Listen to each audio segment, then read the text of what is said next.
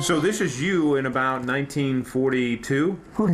43 or 44. Robert Hartley ranks among a rare group of Navy men who served in the Lighter Than Air Corps in World War II. LTA, lighter than air.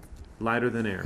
That was the name of the Air Corps Overall, yeah. who flew the blimps. Yeah. The blimps, armed with 500-pound depth charges, span 250 feet, dozens of feet longer than their modern-day civilian lookalikes. Flying in a blimp for the most part is just as smooth and can put you to sleep.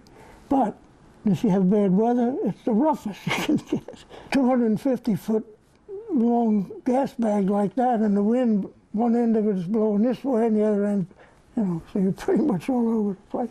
Hartley was a flight engineer. His service took him on patrol just off the shores of the U.S. and overseas, always with a sole mission. Submarine patrol, that was the whole thing. German submarines were a menacing and deadly threat to U.S. Navy ships. Hartley and his 9 crewmates flew convoy patrols off the eastern seaboard, spotting those U-boats and guarding against surprise attacks on the U.S. fleet. We'd get a contact and we'd follow it while we called in surface ships, but we'd follow it right along, and we'd still follow it when they got there until they said, "We have it." Only 2 instances that I know of that one of the convoy ships was hit. Hartley was one of the first men to fly a blimp across the Atlantic, and his overseas deployments took him to North Africa. He was the command pilot. Night missions offered cover for these watchdogs of the water. Hartley says his crew often flew 8 to 12 hours straight, and many times their airship